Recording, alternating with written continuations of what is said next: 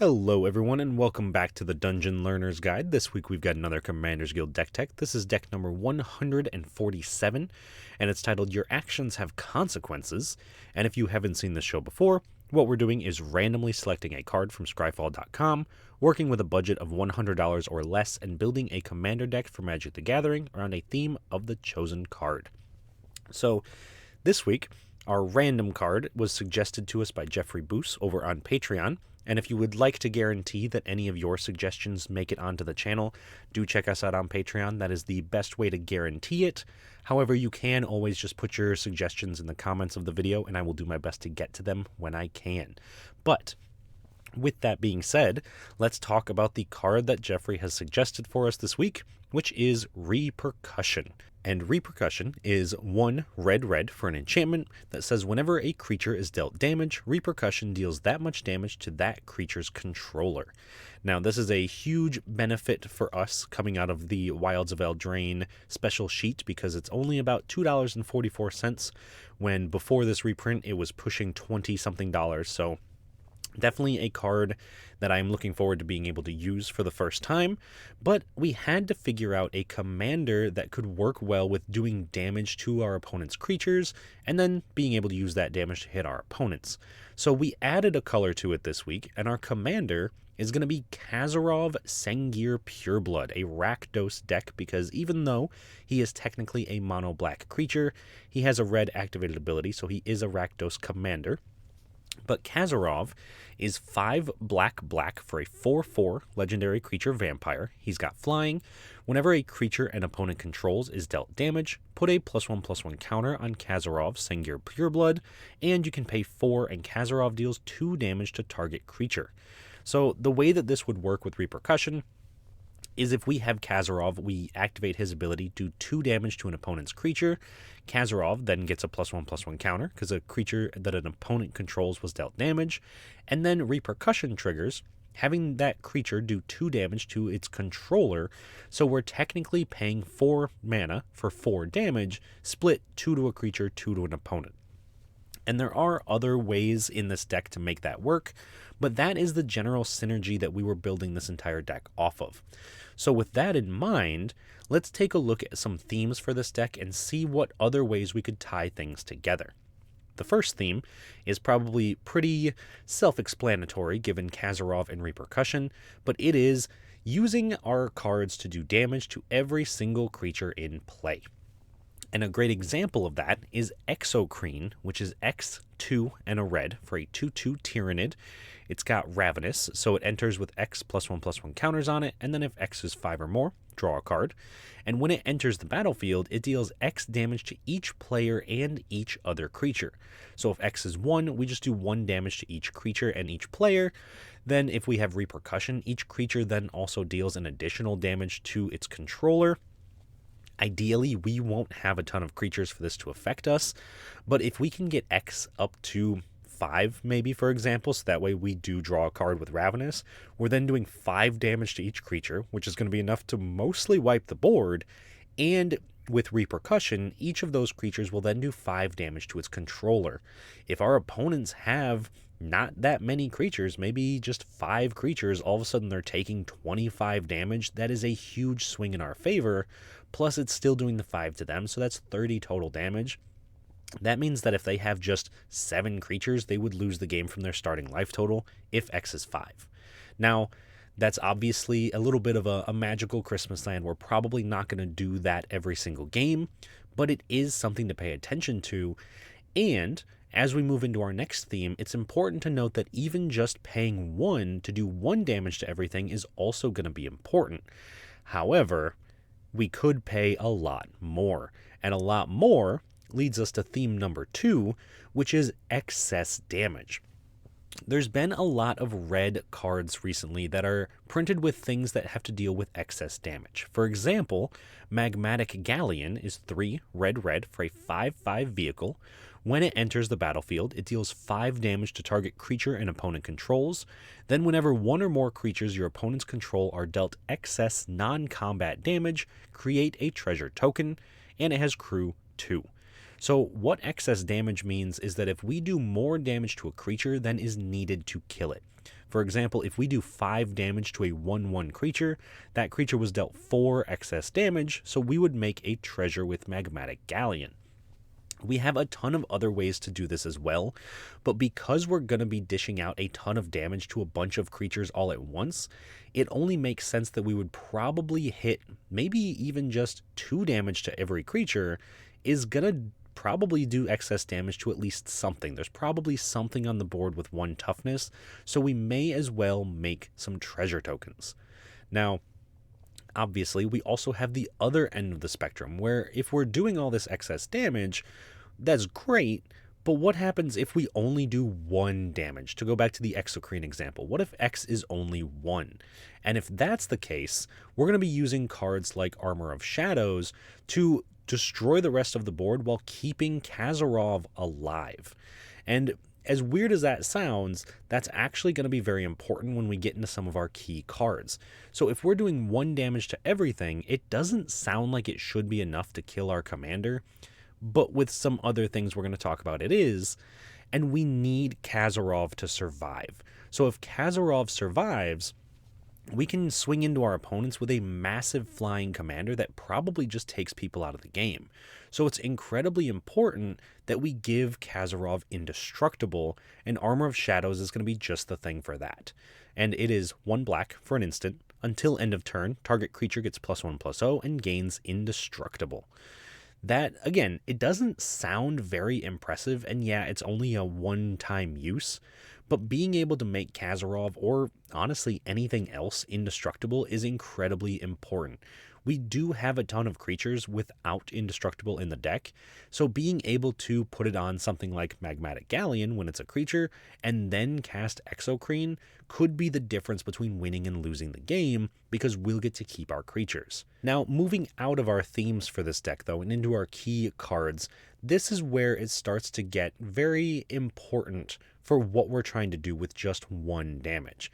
And the very first card we're going to talk about is going to be a great example of why 1 damage might just be enough, and why Kazarov needs indestructible for even the smallest things. And that is going to be Gift of Doom. So Gift of Doom is 4 and a black for an enchantment aura. Enchant creature. Enchanted creature has Death Touch and indestructible. It also has Morph, which means that we can play it face down as a 2/2 creature for 3 and turn it face up when we sacrifice a creature, and when it's turned face up, we may attach it to a creature.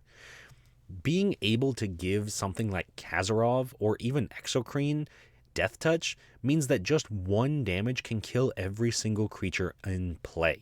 And that is where things really get complicated, because now we don't have to do a ton of excess damage. We don't have to do 5-10 damage to each creature. We've only got to do 1. But if we put this on Kazarov, for example, that turns his ability to do 4 damage to any target now into just a lethal ping, because he has Death Touch. He will do a lethal amount of damage no matter what. Same thing for Exocrine. If we cast Exocrine, and then with the ability on the stack, we morph up Gift of Doom, equip it to Exocrine, that 1 damage that it could be cast for is now going to destroy every single creature in play. That is what we really want to be doing if we can't go above and beyond with some of our excess damage. Now, with that being said, though, let's move into our second key card and talk about another way that this deck can function, because this is going to be Delayed Blast Fireball. Most of the time, the stuff that we are going to be using is going to be universal. It's going to be doing damage to every single player, every single creature, and a lot of times that's why we need the indestructible, because we need to protect our own board. Delayed Blast Fireball, though, is one of the few one-sided board wipes. Delayed Blast Fireball is 1 red for an instant.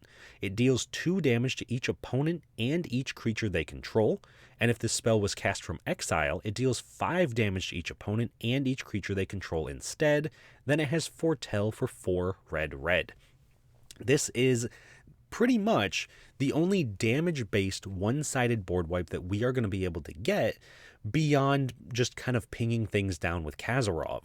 And being able to do 2 damage to each opponent, pretty good. 2 damage to each creature our opponents control, even better, and 5 damage to each opponent and each creature they control could be absolutely game-winning, especially if Repercussion is in play, because now we can do 5 damage to each creature and don't have to worry about Repercussion hitting us because it's only going to hit our opponents.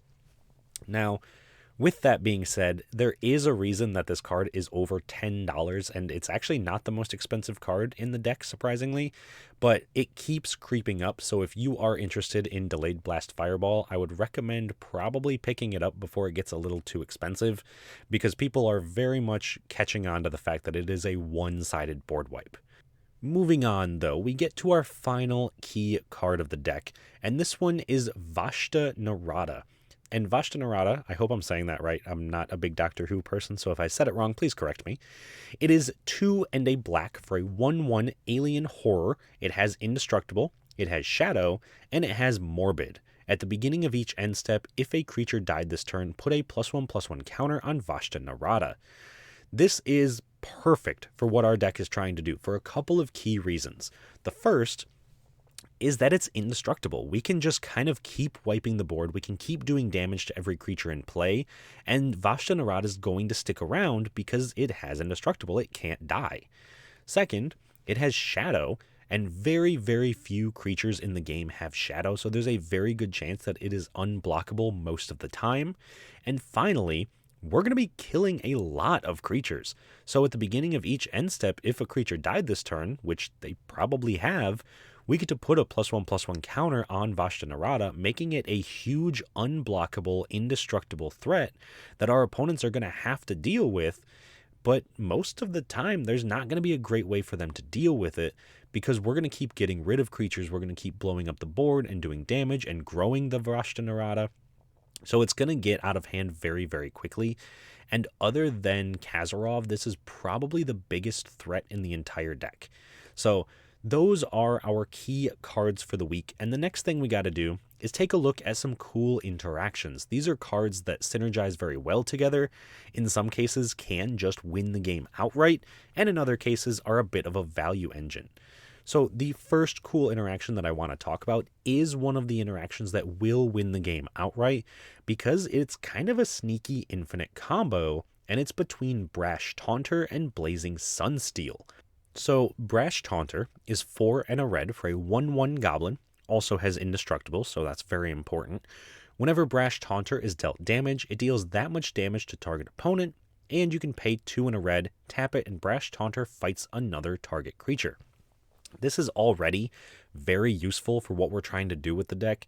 So if we cast something like, well, I was going to say Delayed Blast Fireball, but I keep forgetting that it's better than I give it credit for and doesn't hit our own creatures.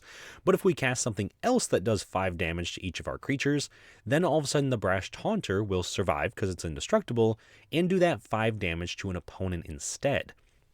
Where it really gets pretty impressive is if we equip the Brash Taunter with the Blazing Sunsteel, which is 1 and a red for an equipment. Equipped creature gets +1/+0 for each opponent you have. Whenever equipped creature is dealt damage, it deals that much damage to any target, and equip 4. So essentially what this is going to do is give the Brash Taunter 2 different instances of when it's dealt damage, do that much damage to another target, but one of them specifies any target, the other one specifies opponents. So if the Brash Taunter is dealt 5 damage, it can then trigger itself, do 5 damage to an opponent, and trigger the Blazing Sunsteel, doing 5 damage to itself. That will then trigger it again, doing 5 damage to an opponent, and again 5 damage to itself, an infinite number of times until it completely decimates the rest of the table, knocking out all of our opponents.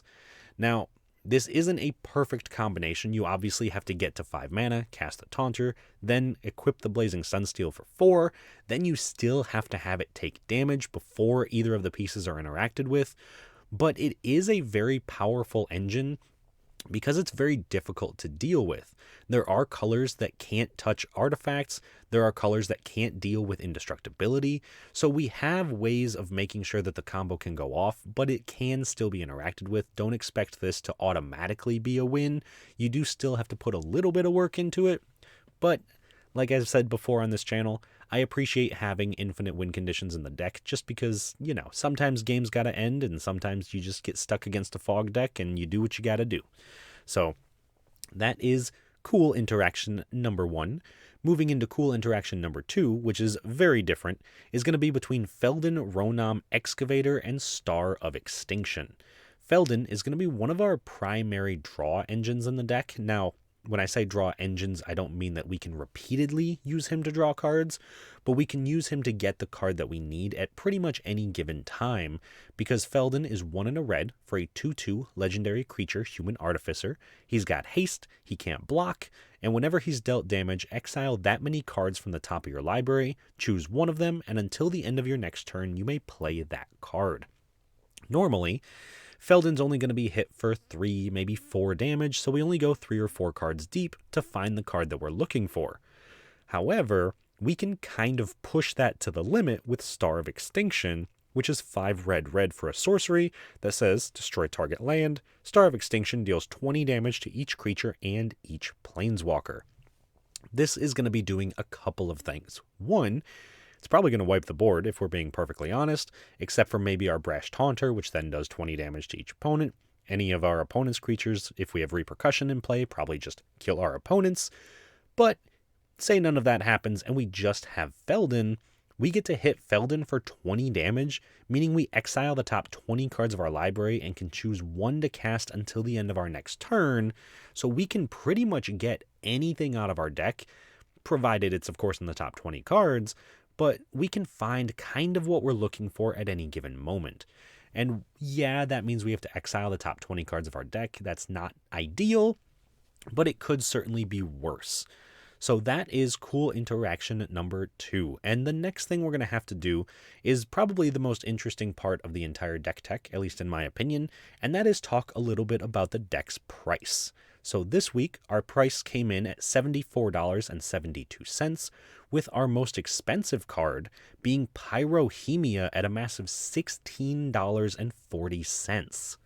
And while Pyrohemia is an incredibly powerful card, I'll be honest, I don't know if it's 100% worth the $16 that the price tag comes with, because it is 2 red for an enchantment. At the beginning of the end step, if no creatures are on the battlefield, sacrifice Pyrohemia. Then you can pay a red, and Pyrohemia deals 1 damage to each creature and each player. There are, unfortunately for Pyrohemia, quite a few cards that do exactly what this does, but in black. And since we're in a black-red deck, we actually have about 3 or 4 other cards that do this exact same effect that are significantly cheaper. I'm talking like 25 cents instead of $16.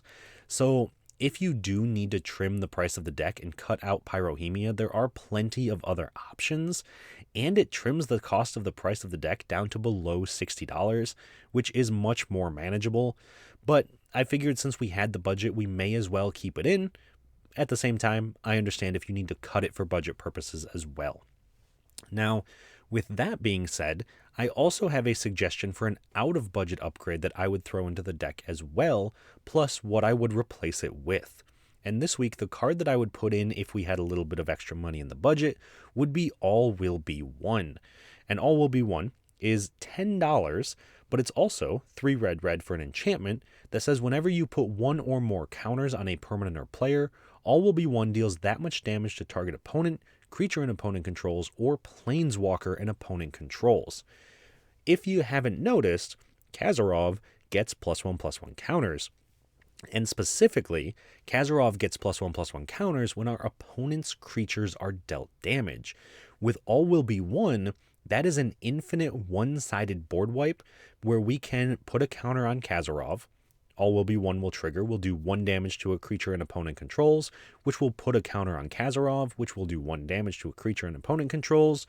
Rinse and repeat until every single creature that our opponents control are dead, and Kazarov is massive enough to one-shot any of our opponents out of the game. Now, that train does have to stop once we start hitting our opponents because Kazarov won't grow at that point, but it's still worth including because it really does what we want the deck to do. And of course, if we are putting in All Will Be One, we would have to take a card out of the deck, and the card I would recommend taking out is Coal Hauler Swine, which is 4 red for a 4/4 Boar Beast.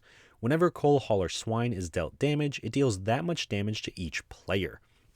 Normally, this effect would be pretty decent, but unfortunately, because it's hitting every player, we have better cards in the deck, ones that focus on a target opponent or only hit opponents, so we don't really want to be the one taking the damage, especially because we can dish out a ton of damage at any given time. So it's worth it to include if you have a way to maybe gain some life, or you don't mind losing some of the life, or are just intending to do more damage to your opponents. But I feel like it's a safer option to take it out and put in All Will Be One for the board wipe potential. But with all of that being said, that's the only out-of-budget upgrade I have for this week. So the next piece of this deck tech is, of course, to talk a little bit about how you can support the channel if that's something you're interested in doing. So, as I mentioned earlier, if you want to join our Patreon, you can head on over to patreon.com/dungeonlearnersguide. You can also join us right here on YouTube as a channel member, where you can join the amazing people listed below, such as William Swiftfoot, Doodle, Calvin Schmidt, Eric Way, Jeff Winger, Jeffrey Boos, Salty and Sunshine, Tyler Esme, Sven von Nimwegen, Paddywhack, and Richard. And joining that amazing crew will give you access to things like a Discord channel where we brew up the decks and also put together some of the games, so you can be on the channel if you'd like. You get access to the guarantee that I can turn any of your suggestions into videos eventually. You get the guarantee from me as well that you get the deck lists a week early. I know sometimes I have slipped up on that in the past, but I'm getting better at it, I promise. And then a bunch of other cool things as well. So without me talking too much about that, if you're interested, do check it out. You can also find us on Twitter, Reddit, and send me an email if you have suggestions. But without any further ado, let's see how our deck performs in a game now that we've actually talked about it at length. So this week, we are going to be joined by 3 opponents for our game, and we're going to test the deck against a pretty red-heavy table because we are playing against Richard, who's got General Ferrus Rockerick, AngryCow, who's playing Magnus the Red, and Doodle, who's playing Arjun the Shifting Flame. And to go through each of these in order, I think, first off, it's going to be a very fun game because red is one of my favorite colors, so I'm very excited to see a ton of it at the table. But everyone's got very different strategies. So General Ferrus Rockerick for Richard's build is pretty much what it looks like. It's a multicolored matters deck, so he wants to play as many red and white spells as possible, make a bunch of golems, and then just kind of run over his opponents. Next up, Cow's Magnus the Red deck is kind of also what it looks like on the front cover. He wants to cast a bunch of instants and sorceries. He wants to make a bunch of creature tokens. I imagine that means he's going to be using things like Murmuring Mystic and Young Pyromancer or Talrand to be able to make tokens as he's casting instants and sorceries. And then, as far as I'm aware, I believe he also said that there is an X sub-theme in the deck, so he's got cards like Fireball, things that have X cost in their mana because they're going to cost less, so you might as well. But we'll see how that one goes. I've never actually played against a Magnus the Red deck, but I am already terrified. And then finally, we have Arjun the Shifting Flame being played by Doodle, which is a wheel deck, a wheelie good time as he described it. So I imagine that this is going to be a lot of us discarding our hands and drawing new hands, and he's probably got things like the Locust God in there that care about drawing cards. So another deck to really keep an eye on. But I do think if I have to pick one of these decks to be the most concerned about, it's probably Magnus, just because I know the power of reducing your instants and sorceries. So we'll see how it goes. Let me know down in the comments which of these opponents you think might be the most difficult for our deck to face. Get your predictions in now for who you think is going to win the game, and I will talk to you all once it's done. At the start of the game, Richard goes first, followed by myself, Cow, and then Doodle. On Richard's first turn, he plays a Sacred Foundry untapped, paying 2 life, then casts Land Tax, letting him search his library for 3 basic lands, putting them into his hand in his upkeep if an opponent controls more lands than he does. I play a Baron Moor. Cow plays a Swiftwater Cliffs, gaining a life. Doodle plays a Mountain. Richard plays Igonjo, Seat of the Empire, then casts Mindstone. I play a mountain and cast Fire Diamond. Cow plays a training center and casts Third Path Iconoclast, making a 1/1 soldier token whenever he casts a non-creature spell. Doodle plays a Sulphur Falls. Richard plays a Slayer's Stronghold, then casts his commander General Ferrus Rockerick, which lets him make a 4/4 Golem token whenever he casts a multicolored spell. I play a Myriad Landscape and cast Swiftfoot Boots. Cow plays a mountain and casts Elementalist Palette, putting 2 charge counters on it whenever he casts a spell with X in its mana cost, and letting it tap it for a mana of any color or colorless mana equal to the number of charge counters on it, but only for X spells. This also triggers the Iconoclast, so he makes a soldier token, then moves to combat and attacks me for 2.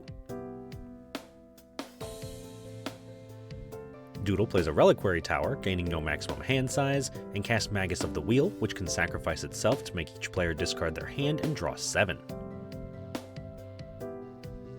Richard cast a Neem Pakal, 1000th Moon, making a Golem, and whenever he attacks with a non-gnome creature, he puts a +1/+1 counter on a Neem Pakal, then creates X 1/1 gnome tokens that are tapped and attacking, where X is the number of counters on her. He then taps all of his creatures to convoke Benny Brack's Zoologist, so that in each end step he draws a card if he made a token that turn, which he did this turn, so he draws a card in his end step. I play a Swamp and cast Spiteful Banditry for X = 2, doing 2 damage to each creature when it enters, killing everything except Richard's Golem and Doodle's Magus. Then I get to make a treasure token once a turn whenever a creature my opponent's control dies, which means I make a treasure when the board wipe resolves. After that I cast a Blazing Sunsteel and pass. Cow plays an island and casts his commander Magnus the Red, making a 3/3 spawn token when it deals combat damage to a player, and also making Cow's instants and sorceries cost 1 less for each token he controls. Doodle plays an Exotic Orchard, casts a Soul Ring, and then attacks Richard for 3 with the Magus. In Richard's upkeep, land tax triggers since an opponent controls more lands than he does, letting him search his library for 3 basic lands, putting them into his hand. He then plays a mountain and recasts his commander, General Rockerick, before moving to combat and attacking me for 4 with the Golem.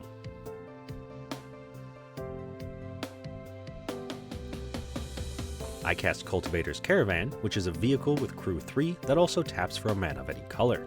I then sacrifice my Myriad Landscape to search my library for 2 basic lands, putting them into play tapped.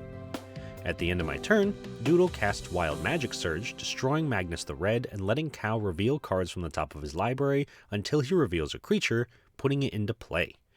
This winds up putting Whirler Rogue into play, making Cow 2 1/1 Thopter tokens, letting him tap 2 artifacts to make target creature unblockable until the end of turn. Then I also make a treasure since a creature died.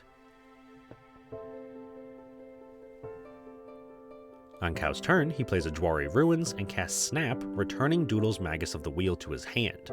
Doodle, though, has an answer, casting Whirlwind Denial to counter the spell, keeping his Magus. Once that resolves, Cow casts Devil's Play for X = 0, doing 0 damage to me but putting 2 counters on his palette. He then attacks Doodle for 4 with all of his creatures.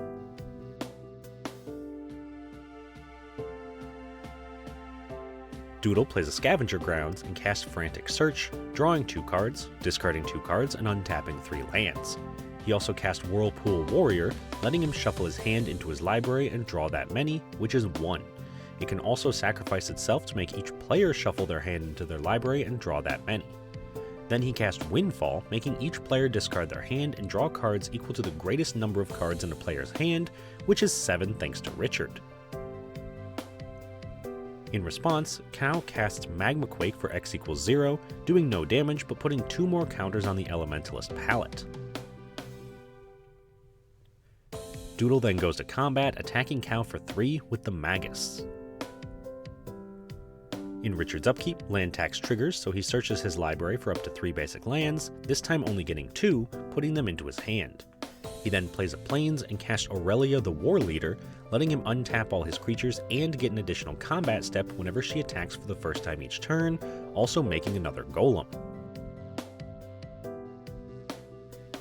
He then attacks Doodle for 7 and me for 3 with the General, untapping all his creatures and getting an additional combat step since Aurelia could attack with haste.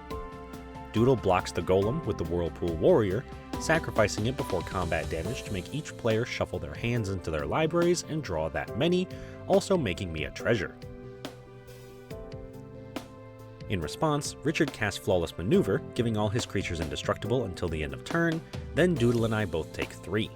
For Richard's second combat, he attacks Doodle for 10 with his entire board. On my turn, I play a Swamp and cast my commander Kazarov Sengir Pureblood, letting me put a +1/+1 counter on him whenever a creature my opponents control is dealt damage. Then I immediately equip him with Swiftfoot Boots, giving him haste and hexproof. Cow plays an island, casts a Soul Ring, and casts Talran Sky Summoner, making a 2/2 Drake token whenever he casts an instant or sorcery.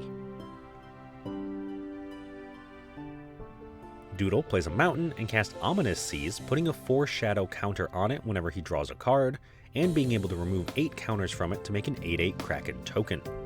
After that, he casts his commander Arjun the Shifting Flame, letting him put the cards in his hand on the bottom of his library and draw that many cards whenever he casts a spell. Richard plays a Castle Embereth and casts Smothering Tithe, making a treasure token whenever an opponent draws a card unless that opponent pays 2. Before combat, Cow taps his 2 Thopters to make Richard's Aurelia unblockable this turn. This lets him attack me for 7 with Aurelia and a Golem, triggering Aurelia, untapping his creatures and getting an additional combat step, which allows him to again attack me for 7.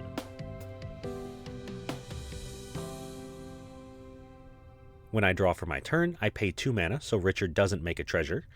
Then I play a mountain and cast Death Pits of Wrath, destroying any creature that would be dealt damage, but unfortunately, Cow has a response, countering it with Negate and making a Drake.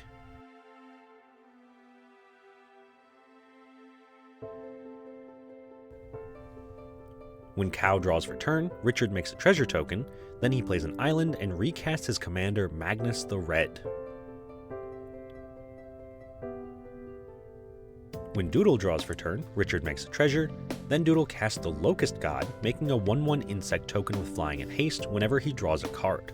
This triggers Arjun, so Doodle puts his hand on the bottom of his library and draws 6, letting Richard make 6 treasures and putting 6 counters on Ominous Seas. He then casts Snap, returning Aurelia to Richard's hand, untapping 2 lands, triggering Arjun, putting his hand on the bottom of his library, drawing 5, letting Richard make 5 treasures, making 5 locusts, and putting 5 counters on Ominous Seas. After that, he plays a command tower and casts Thassa's Oracle, triggering Arjun, putting his hand at the bottom of his library, drawing 3, letting Richard make 3 treasures, making 3 locusts, and putting 3 counters on Ominous Seas. Then Doodle looks at the top 5 cards of his library when the Oracle enters, since his devotion to blue is 5, and chooses 1 to put on top and the rest go to the bottom. After that, he moves to combat, attacking Richard for 9 with Arjun and his Locusts. Richard plays Minas Tirith, recasts Aurelia the War Leader, making a Golem, casts Glory of Warfare, making a Golem, and giving his creatures +2/+0 on his turn, or +0/+2 when it's not his turn, sacrifices his Mind Stone to draw a card, casts a Soul Ring, then casts Bruce Tarl, Boorish Hoarder, making a Golem and giving Aurelia lifelink and double strike until the end of turn.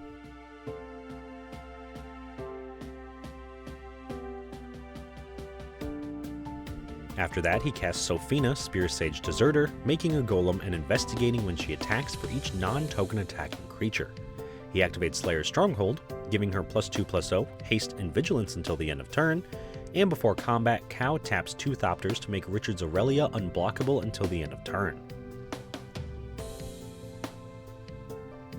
This lets him attack Doodle for 30 with Sophina, his Golems, and Aurelia, then also attack me for 5 with Rockerick, making 3 clues on attacks. Before the blocks, Doodle removes 8 counters from Ominous Seas to make an 8/8 Kraken token, then he blocks each of the Golems with a Locust, Sophina with the Kraken and the Oracle, then Doodle takes 10 from Aurelia, I take 5 from Rockerick, Richard gains 10 life, and then 2 Locusts, the Kraken, and Sophina die, while I get to put 4 +1/+1 counters on Kazarov and make a treasure. Then Richard untaps all his creatures and gets an additional combat step, using it to attack Doodle for 22 with Aurelia and 2 Golems. Doodle blocks the golems with Thassa's Oracle and Magus of the Wheel, killing them both but only taking 10 damage, while Richard gains 10 and I put 2 more counters on Kazarov. When I draw for my turn, Richard makes a treasure, then I cast Hour of Devastation, making all creatures lose indestructible and take 5 damage. In response, Cow casts Chemister's Insight, drawing 2, letting Richard make 2 treasures and making a Drake. Then he also cast Big Score, discarding a card, drawing 2, letting Richard make 2 treasures, making a Drake and making 2 of his own treasures. He then jumpstarts Chemister's Insight, discarding a card to cast it from his graveyard, drawing 2, letting Richard make 2 more treasures and making another Drake. Finally, he cast March of Swirling Mists for X equals 8, phasing out all 8 of his creatures. This does make him another Drake though, which can't be phased out. Then my Hour of Devastation finally resolves, mostly wiping the board, making me a treasure and letting me put 20 +1/+1 counters on Kazarov. This allows me to attack Cow for 33 with Kazarov, knocking him out with commander damage. Second main phase, I cast Burn Down the House, doing another 5 damage to each creature, destroying the rest of Richard's board and putting 8 more counters on Kazarov.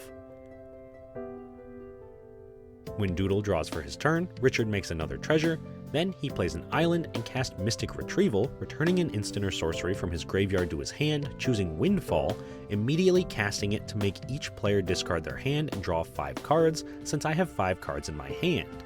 This also makes Richard 10 more treasures, since neither Doodle or I can pay for Smothering Tithe. At the end of Doodle's turn, Richard cast Heliod's Intervention for X equals 2, destroying my Swiftfoot Boots and Doodle's Ominous Seas. In response, Doodle cast Brainstorm, drawing 3 cards, putting 2 back on top of his library, letting Richard make 2 treasures, then he activates Ominous Seas twice, removing 16 counters from it to make 2 Krakens. In Richard's upkeep, land tax triggers, letting him search his library for 3 basic lands, putting them into his hand, and he then sacrifices all 3 of his clues to draw 3 cards, plays a mountain, casts a Balefire Liege, giving all his other red creatures +1/+1, his other white creatures +1/+1, doing 3 damage to a player or planeswalker when he casts a red spell, and gains 3 life when he casts a white spell. After that, he casts Lightning Greaves, equipping them to the Liege, giving it haste and shroud, and casts Gerard Weatherlight Hero, gaining 3 life, doing 3 damage to Doodle, knocking him out of the game. He then recasts his commander, General Rockerick, doing 3 damage to me and gaining 3 life. Finally, he activates Slayer's Stronghold, giving Gerard +2/+0, haste, and vigilance until the end of turn. This lets him attack me with Gerard and the Liege for 13 total damage, knocking me out and winning Richard the game. Alright, so that was a sweet game. We definitely dished out a ton of damage. I do think in the end we made the right decision on that turn when we took Cow out of the game. We could have taken anybody out, but I think that Cow was the best choice, even though I didn't know what was in his hand, and he admitted after the game that it was a bunch of lands. He looked very scary having kept his board state, and I was hoping that by getting rid of Richard's entire board that we could survive another turn, at least long enough to take him out next, but we didn't quite get there, unfortunately. Like I mentioned, though, with Cow, his deck did pretty much what it wanted to do. He cast a bunch of spells, made a bunch of tokens, and I think that if he'd had one more turn with the amount of card draw that he had, the amount of tokens that he had, then there's a very good chance he could have found something to do, especially with the Elementalist Palette just kind of funneling a bunch of mana into his board. So very, very cool. Very impressed by Magnus. Doodle's Arjun deck, also very similar, just had a ton of value. He was able to see a good portion of his deck just kind of churning through with wheel effects and with Arjun. And I think that if he'd been able to either get the Locust God out one turn sooner or keep it just an additional turn, there's a very good chance that he also could have just kind of run away with the game. I don't know specifically what the other payoffs he had were, but he was already making a bunch of Krakens and a bunch of Locusts. So I don't imagine that if the game had gone longer, he wouldn't have been in a pretty decent position. And then finally, of course, our winner, Richard, getting his second win on the channel. Very impressive. Being able to just kind of pump out the golem tokens, and as weird as it is, the actual Glory of Warfare that gave his team +2/+0 on his turn and +0/+2 on someone else's turn put in a lot of work, because without that pump, he actually would not have been able to kill me on the final turn, and his creatures wouldn't have survived more than one board wipe from me, so I wouldn't have had to waste both of my board wipes up front to take him out. So definitely put in more work than it looked like in the game. It made quite a big impact at the end, but I was very impressed with how easily he was able to just rebound from board wipes and kind of keep coming, even though he didn't have a ton of power at the end. Just playing 3 creatures and swinging in for 12 or 13 made a huge difference. So the ability to have haste on some of his creatures, overall just very, very impressed by the Ferris Rockerick deck. So I hope everyone did enjoy the video. I hope you enjoyed the deck and the game and the deck tech. If you did, please do put a comment down below. Let me know either what you liked, what you didn't, what we think we can improve for next time, or maybe just things that could go in the deck that I may have forgotten about. So, like I said, I hope you enjoyed it. Please do like the video, subscribe to the channel, and I'll see you all on the other side of the Dungeon Learner's Guide.